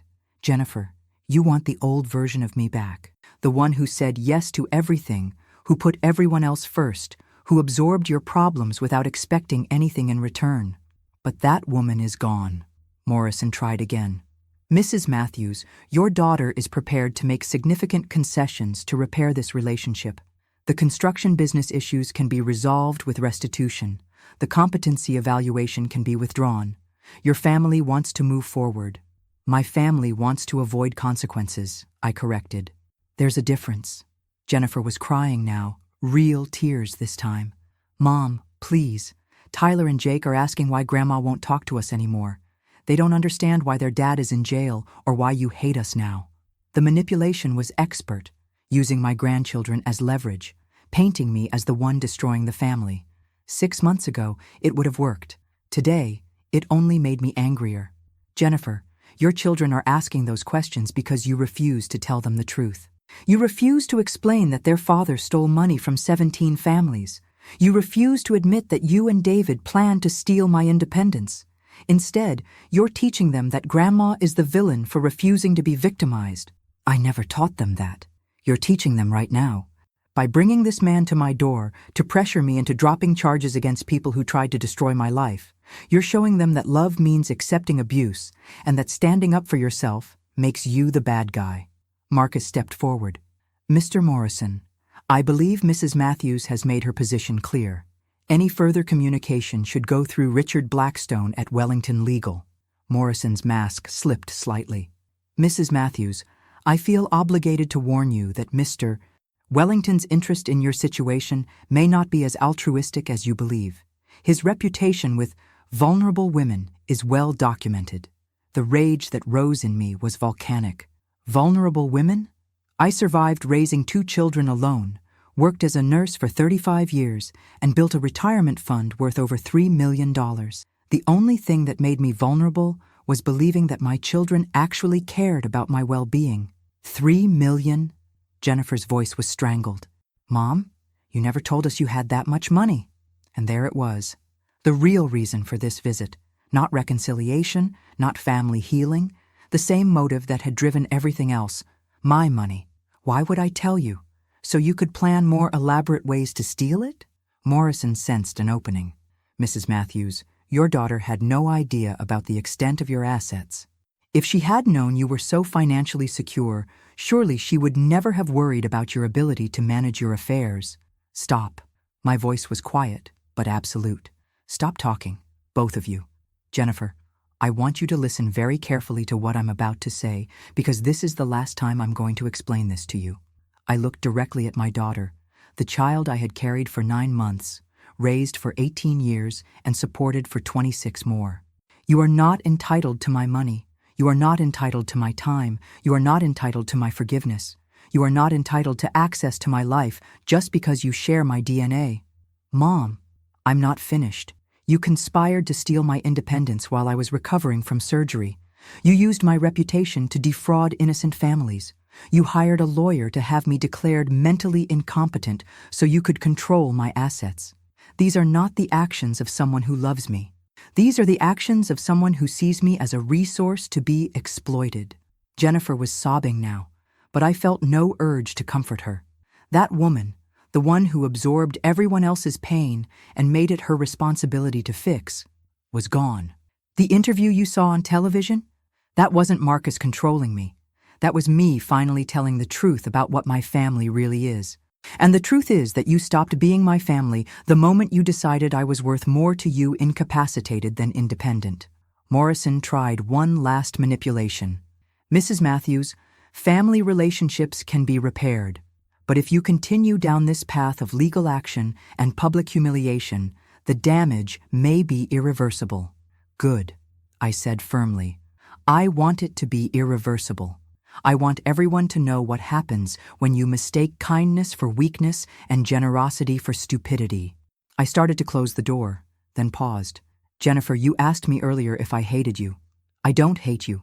Hate requires caring enough to maintain strong emotion. What I feel for you now is indifference, and that should terrify you more than hate ever could. I closed the door and engaged both locks, leaving them standing on my porch with their failed manipulation and their corrupt lawyer. Marcus put his arms around me, and I realized I was shaking, not from fear or sadness, but from the pure adrenaline of finally, fully standing up for myself. How do you feel? He asked. Free, I said, and meant it completely. For the first time in my adult life, completely free. Outside, I heard car doors slam and engines start. They were leaving, taking their guilt trips and their threats with them. Inside, I was finally ready to start packing for the life I actually wanted. 2 weeks later, I stood in the marble-floored lobby of the federal courthouse, watching my son shuffle past in handcuffs and an orange jumpsuit. Michael looked smaller than I remembered, deflated, like a balloon that had finally run out of air. For a moment, just a moment, the mother in me wanted to reach out, to comfort, to fix things the way I always had. Then I remembered the Morrison family's tears when they learned their dream house would never be built. I remembered Mrs. Chen's retirement savings, gone because she trusted a contractor who carried my reputation like a false flag. I remembered 17 families who had believed in my son because they believed in me. The moment of maternal weakness passed. Eleanor, Richard Blackstone said quietly beside me, "Are you ready for this?" I adjusted my navy blazer, new, expensive, chosen specifically because it made me feel powerful rather than invisible. I've been ready for this my entire life. I just didn't know it. The courtroom was packed. Local news crews, the defrauded families, curious onlookers who had followed the story since my television interview. And there, in the front row of the defendant's section, sat Sarah with Tyler and Jake, my grandsons looking confused and uncomfortable in their too formal clothes. Michael's sentencing hearing was first. Federal Judge Patricia Williams, a woman about my age with steel-gray hair and eyes that missed nothing, reviewed the case with the efficiency of someone who had seen every variation of human greed.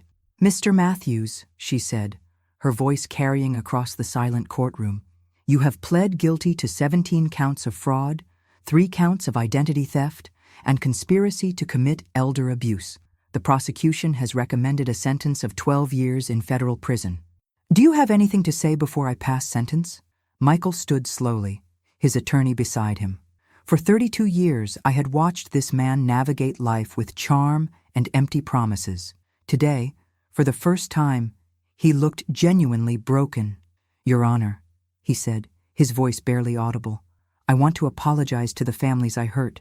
I never meant for things to go this far. I was trying to provide for my own family, and I made terrible choices." Judge Williams consulted her notes. "Mr.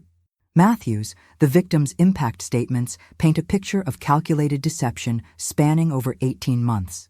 The Morrison family used their life savings for a down payment on a house you never intended to build.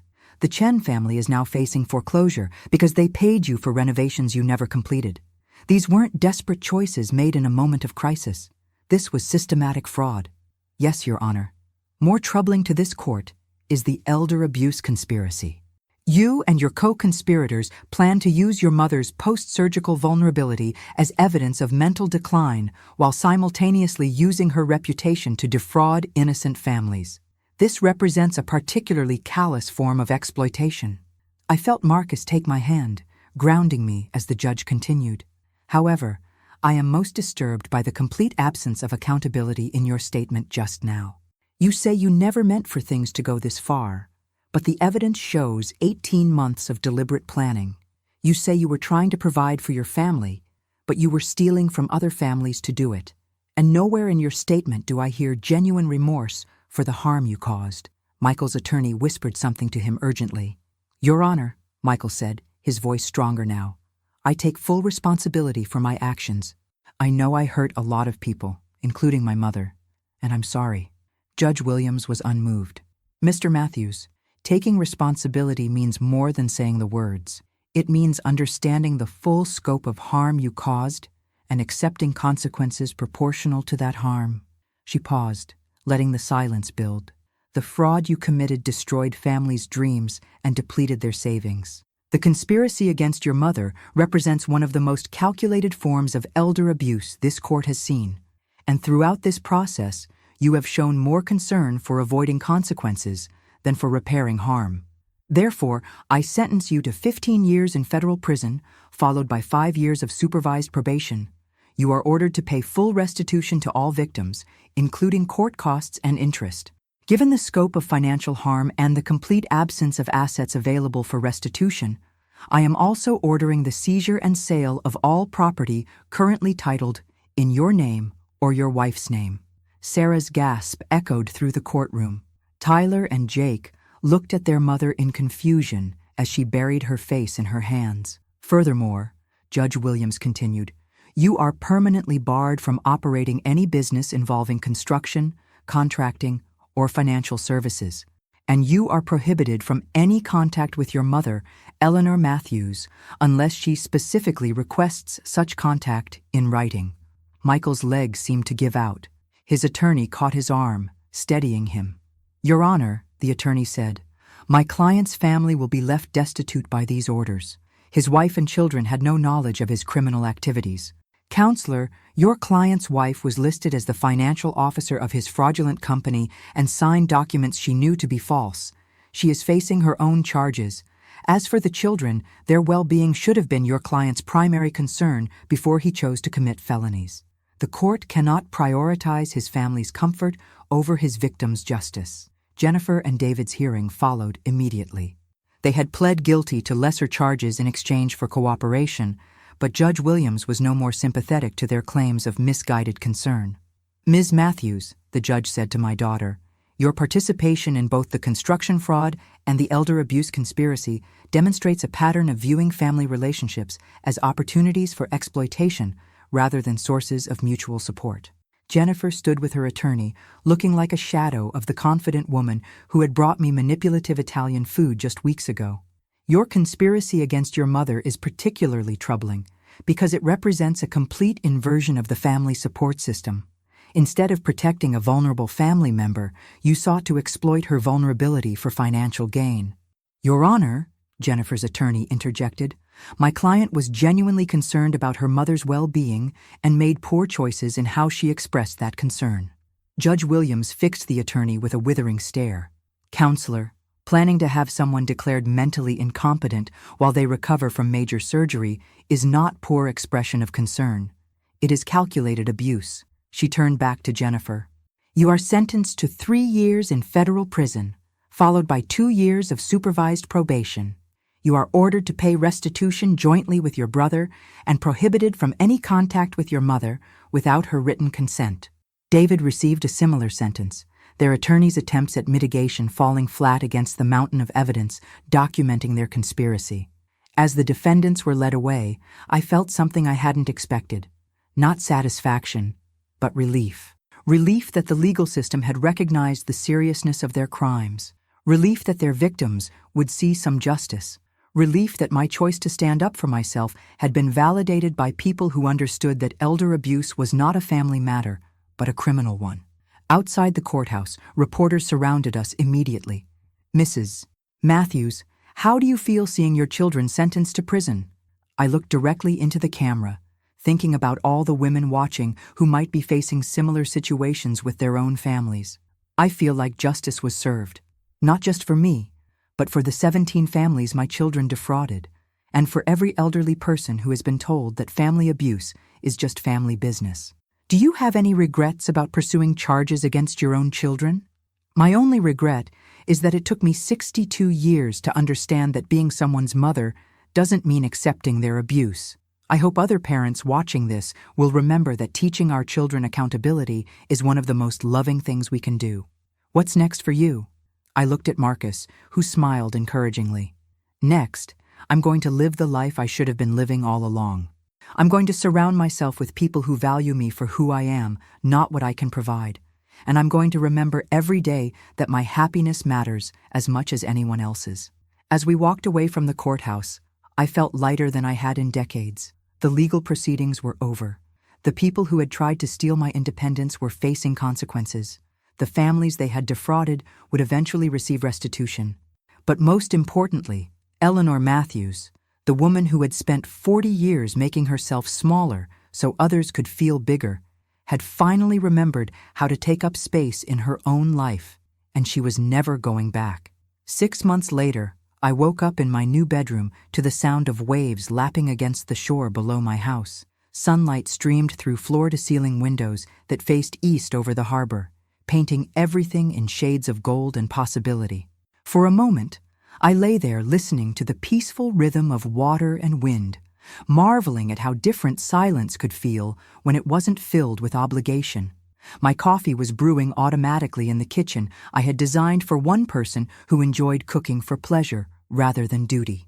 The newspaper waited on my front porch, delivered by a teenager who always waved cheerfully and never asked me for money, childcare, or emotional labor. My calendar for the day included a yoga class, lunch with my book club, and dinner with Marcus. Not a single appointment was scheduled around someone else's convenience or crisis.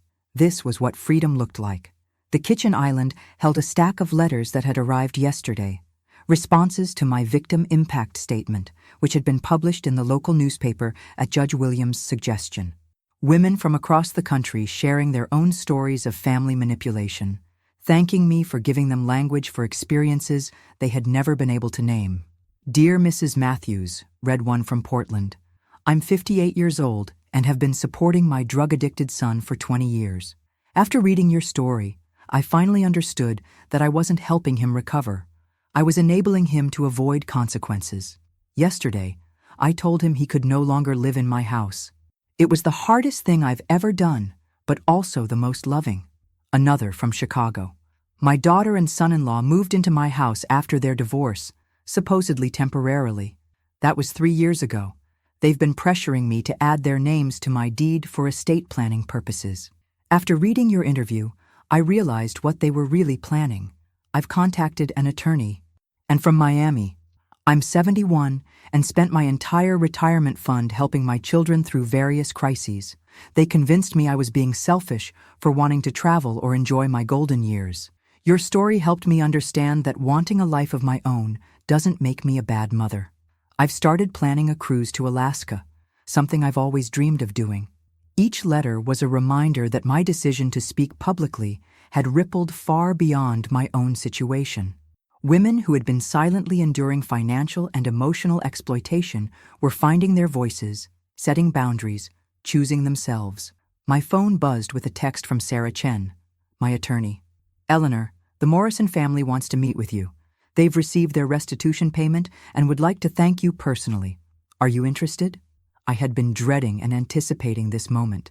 The families Michael had defrauded had been abstractions during the legal proceedings, names on victim impact statements, faces in newspaper photos, but these were real people whose dreams had been destroyed because they trusted my son's promises. I texted back, yes, when and where. An hour later, I sat across from Robert and Linda Morrison in a quiet coffee shop downtown. They were younger than I expected, probably in their early 40s, with the cautious optimism of people who had learned the hard way that trust was a precious commodity. Mrs. Matthews, Linda said, her voice warm but careful. We wanted to thank you for what you did. I know it couldn't have been easy, turning in your own son. It wasn't easy, I admitted, but it was necessary. I'm so sorry for what he put you through. Robert leaned forward. We need you to understand something. When we hired your son, it wasn't just because of his sales pitch or his prices. It was because Mrs. Chen at the grocery store told us how you had taken care of her husband during his final illness. She said if Michael Matthews was half the person his mother was, we could trust him completely. The guilt hit me like a physical blow. He used my reputation to hurt you.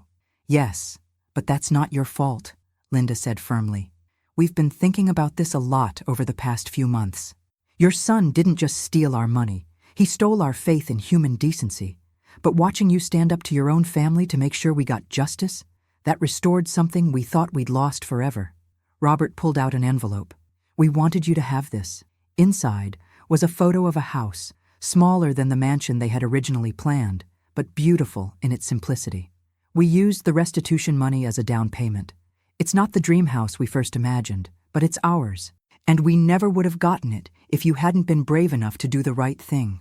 I felt tears prick my eyes. I'm so glad you were able to rebuild. Mrs. Matthews, Linda said, can I ask you something personal? How do you forgive yourself for raising someone who could do what he did? The question I had been asking myself for months. I don't think I do forgive myself completely. But I've realized that taking responsibility for his choices would be just another way of making everything about me. Michael is a grown man who made his own decisions. I can regret not seeing the signs earlier, but I can't take responsibility for crimes I didn't commit. That's wise, Robert said. We've been struggling with similar feelings, wondering if we were naive, if we should have researched more, if we somehow invited the fraud.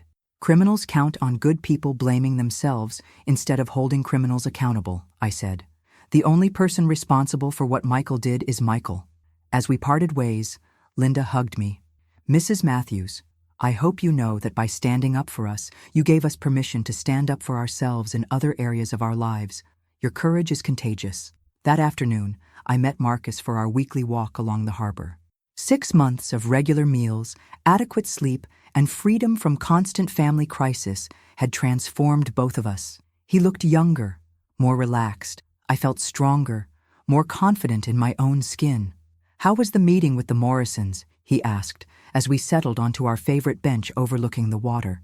Harder and easier than I expected. Harder because seeing the real impact of Michael's crimes made it more personal.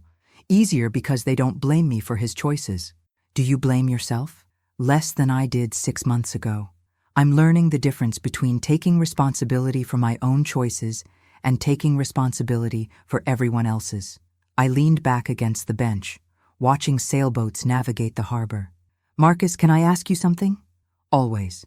Do you think I would have eventually stood up to them even if you hadn't been investigating? Or would I have let them steal my independence and convinced myself it was family love? He was quiet for a long moment, considering. I think you would have figured it out eventually. Maybe not before they succeeded with the conservatorship, but eventually. The woman who raised 2 children alone and built a nursing career while maintaining her integrity? That woman was always in there, Eleanor. She just needed permission to prioritize herself. And you gave me that permission. No, he said firmly. I gave you information and support. You gave yourself permission. That's why this transformation has lasted. It came from inside you, not from me. My phone buzzed with a text from Tyler, my grandson. Grandma, I'm 18 now, and I want to understand what really happened with Dad and Aunt Jennifer. Can we talk?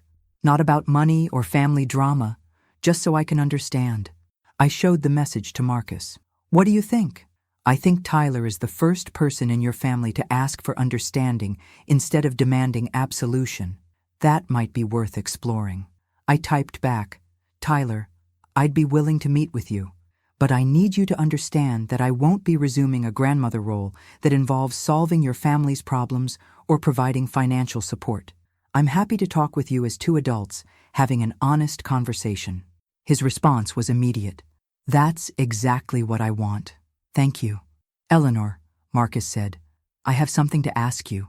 Something in his tone made me look at him more closely. What is it? Move in with me. The words hung in the harbor air like a question mark made of possibility. Marcus, not as a convenience or because you need taking care of. You've proven you can take care of yourself perfectly well, but because we're both happier together than apart. Because 30 years of friendship has become something deeper. Because we're both finally free to choose love instead of obligation. I looked at this man who had waited 3 decades for me to choose my own happiness, who had protected me without controlling me, who had helped me remember my own worth without making me dependent on his validation. What would that look like? I asked. Like 2 independent people choosing to share their independence. You keep your house if you want it, or sell it if you prefer. We travel when we want to travel, entertain when we want company, and enjoy silence when we need solitude. But we do it together. I thought about the life I had built over the past 6 months, peaceful, autonomous, accountable only to myself.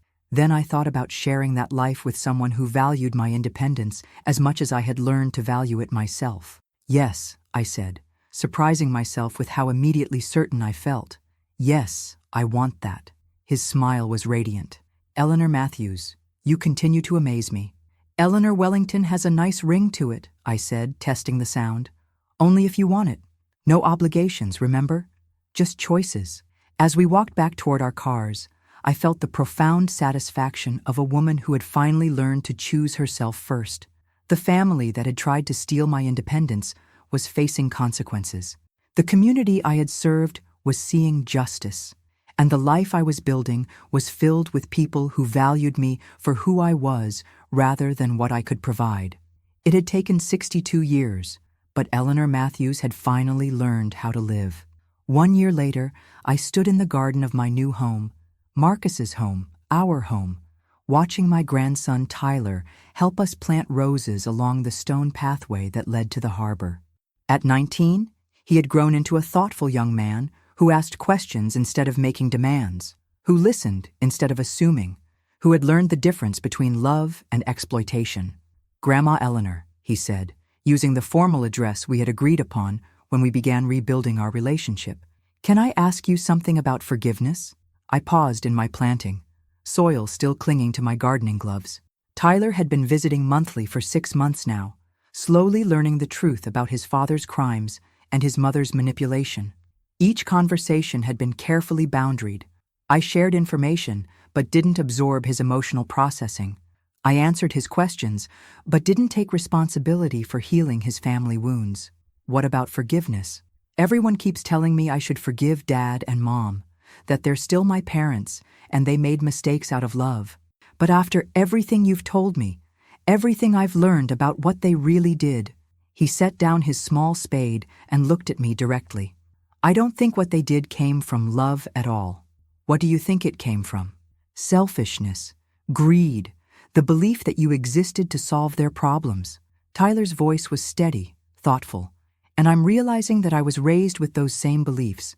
That family meant you were entitled to each other's resources and time and energy without boundaries. Marcus looked up from the rose bush he was staking, his expression proud.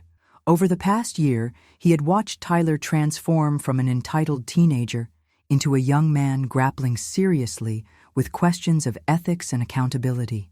Tyler, I said carefully, forgiveness isn't something you owe anyone. It's something you choose for your own peace, if and when you're ready. But forgiveness doesn't mean accepting abuse or pretending that crimes were mistakes. The therapist Mom hired says I need to forgive them so I can move on. Your mother hired a therapist to convince you to forgive her? She says the family needs healing, and that starts with forgiveness. Tyler's voice carried a note of skepticism that wouldn't have been there a year ago. But I've been thinking, if someone robs a bank, we don't tell the bank to forgive them so everyone can move on. We expect the robber to face consequences and make restitution. That's very wise, Tyler. So why is it different when family members commit crimes? Why is forgiveness more important than justice when the criminals are related to the victims? I set down my own tools and really looked at my grandson. Because society has convinced us that family dysfunction is private business rather than criminal behavior. Because we're taught that blood relationships create obligations that transcend basic human decency. But you didn't buy into that. It took me 62 years to stop buying into it. You're figuring it out at 19. That gives me hope for your generation. Tyler smiled. A real smile, not the practiced charm his parents had taught him to use when he wanted something. Can I tell you something I've never told anyone? Of course. I was actually relieved when Dad got arrested.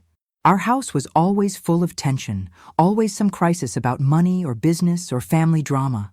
I felt like I was walking on eggshells all the time, trying not to set off another fight or another round of blaming you for not helping enough. Marcus and I exchanged glances. This was the first time Tyler had admitted that his parents' home had been toxic rather than loving.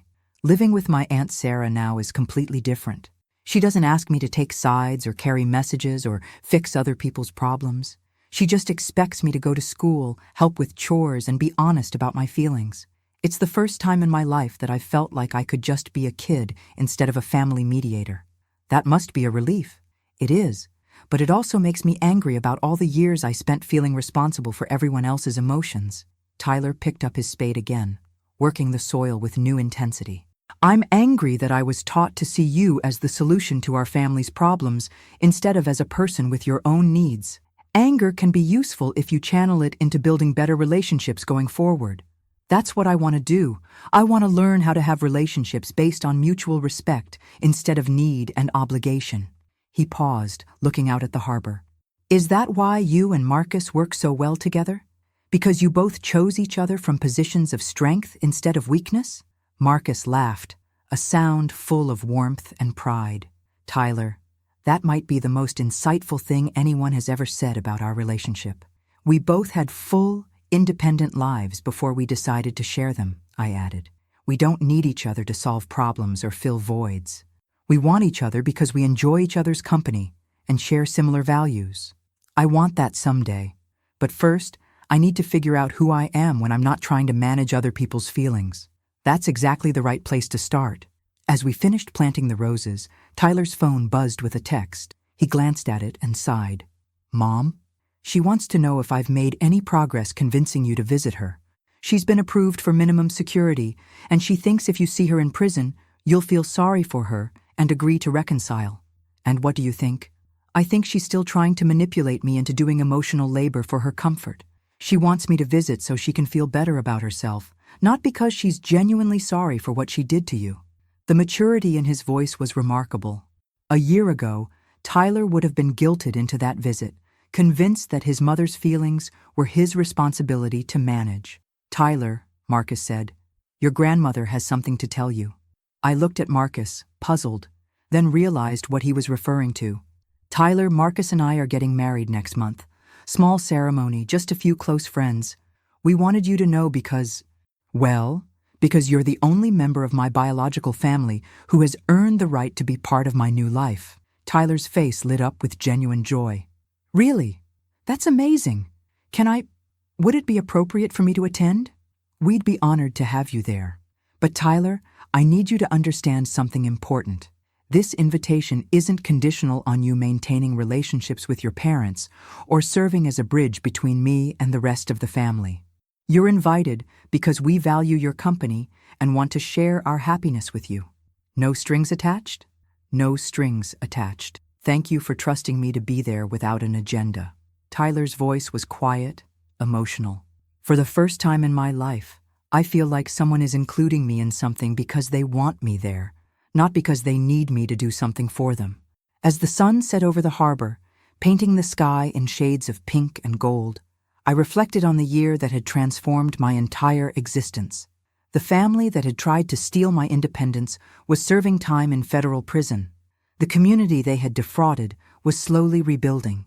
The reputation they had exploited was now associated with courage rather than convenience. But more importantly, I had learned the difference between being needed and being valued, between family obligation and chosen love, between making myself smaller to accommodate others and taking up space in my own life. My phone buzzed with a text from Sarah Chen, my attorney. Eleanor, the Victims' Rights Foundation wants to know if you'd be interested in speaking at their national conference. Your story has inspired legislative changes in 3 states regarding elder abuse prevention. I showed the message to Marcus and Tyler. Are you going to do it? Tyler asked. I think I am. If sharing my story helps other people recognize and escape family manipulation, then something good will have come from all those years of accepting the unacceptable. What will you tell them? I looked around at my beautiful garden, my peaceful home, my chosen family of people who valued my happiness as much as their own. I'll tell them that it's never too late to choose yourself, that blood relationships don't justify abuse, that setting boundaries isn't selfish, it's essential, and that the people who truly love you will respect your autonomy instead of trying to control it. And I'll tell them, I continued, that at 63 years old, I finally learned how to live, not as someone's mother or someone's solution or someone's obligation, but but as Eleanor. And Eleanor is pretty amazing when she's allowed to exist without apology. Marcus took my hand as we watched the last light fade over the water. To Eleanor, he said quietly. To new beginnings, Tyler added. To choosing love over obligation, I finished. And for the first time in my life, I truly understood what that meant. Thank you for following my journey of empowerment. If stories like mine inspire you, remember that it's never too late to choose yourself, set boundaries, and surround yourself with people who truly value your happiness. Share my story with someone who might need to hear that their independence matters. And remember, my worth, just like yours, isn't determined by what we can provide to others.